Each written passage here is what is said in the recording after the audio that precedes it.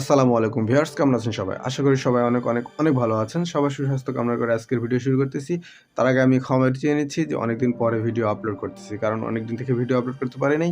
একজন প্রশ্ন করেছেন আমাকে যে, "ভাইয়া, আমি তো নতুন ইউটিউবার, নতুন ইউটিউব চ্যানেল খুলেছি এবং ভিডিও আপলোড করতেছি। কিন্তু একটি অপশনে আমি সমস্যায় পড়ে গেছি। সেখানে হলো যে yes, it's made for kids আর no, it's not made for kids. এই ২ টা অপশনের ভেতরে কোনটা সিলেক্ট করব?" আসলে আপনি যদি ভালো করে বুঝতেন যে এর অর্থটা কী, তাহলে এই প্রশ্নটা করা প্রয়োজন হতো না আমাকে। তো যেহেতু প্রশ্নটা করেই ফেলেছেন, সেহেতু আমি বলতেছি এখানে যে অপশন ২ টা আছে, ২ টাই কাজের, কিন্তু কোনটা কোন কাজে ব্যবহার করতে হবে এটা আমি আপনাদেরকে বলে দিচ্ছি। তো ভিডিওটি ২ মিনিটের ভালো করে শুনুন এবং দেখুন, বুঝুন, তাহলে আপনার চোখের সামনে যে আবরণটি পড়ে আছে এটা ক্লিয়ার হয়ে যাবে। ঠিক আছে? প্রথমেই যদি উপরে লেখা আছে yes, it's made for kids, অর্থাৎ আপনার ভিডিওটা যদি বাচ্চাদের জন্য আপনি এইটা আপলোড করে থাকেন, বাচ্চাদের জন্য লাইক কার্টুন, তারপরে ছোট খেলনা জিনিস, বিভিন্ন ধরনের বাচ্চাদের জন্য।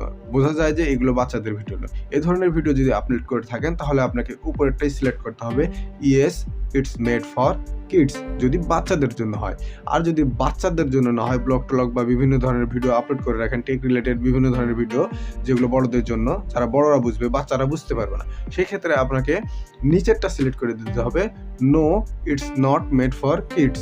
তাহলে হবে কি, এখানে যখন বাচ্চাদের জন্য ভিডিও আপলোড করবেন আপনি, কার্টুন এই সেই, তখন যদি আপনি নিচের অপশনটাকে সিলেক্ট করে দেন, no, it's not for kid, অর্থাৎ আপনি যদি বাচ্চাদের জন্য ভিডিও আপলোড করে সিলেক্ট করেন যে no, it's not made for kid, তাহলে এই কার্টুন ভিডিওগুলো বড়দের কাছে পৌঁছে যাবে। মানে যারা কার্টুন ভিডিও দেখে না, বাচ্চাদের ভিডিও দেখে না, তাদের কাছে পৌঁছে যাবে। আর যদি আপনি ব্লগ ভিডিও বা এই সেই ভিডিও আপলোড করার পরে ওখানে লিখে দেন yes, it's made for kids, মানে বাচ্চাদের জন্য, তাহলে এই ভিডিওগুলো আপনাদের বাচ্চাদের কাছে চলে যাবে। এখানে একটা প্রবলেমে পড়ে যাবে ইউটিউবের অ্যালগরিদম, যে ভিডিওটা কোথায় দিব। তো ভিডিওটা আপনি যেখানে নির্দেশনা করবেন সেখানেই পৌঁছে দেবে ভিডিওটা আপনার নির্দেশনা অনুযায়ী। অর্থাৎ ভিডিও যদি আপনি কার্টুন ভিডিও আপলোড করেন, কার্টুন রিলেটেড, খেলনা রিলেটেড, বাচ্চাদের জন্য, তাহলে আপনাকে yes, it's made for kids select করে দিতে হবে। আর যদি বাচ্চাদের জন্য নয়, বড়দের জন্য ব্লগ বা টেক রিলেটেড ভিডিও, এই সেই ভিডিও আপলোড করে থাকেন, তাহলে আপনাকে no, it's not made for kids select করে দিতে হবে।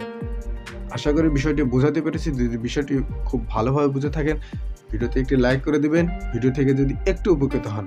আর যদি চ্যানেলটি আপনার উপকারে আসে, এই চ্যানেল থেকে আপনি কিছু শিখতেছেন, বুঝতেছেন, তাহলে চ্যানেলটিকে সাবস্ক্রাইব করুন এবং পাশে থাকা বেল বাটনটিকে অন করে দিন। আজকে এই পর্যন্তই, বের হয়ে যাচ্ছি। পরবর্তীতে হাজির হব ইউটিউবের নতুন টিপস অ্যান্ড ট্রিক্স নিয়ে। আসসালামু আলাইকুম।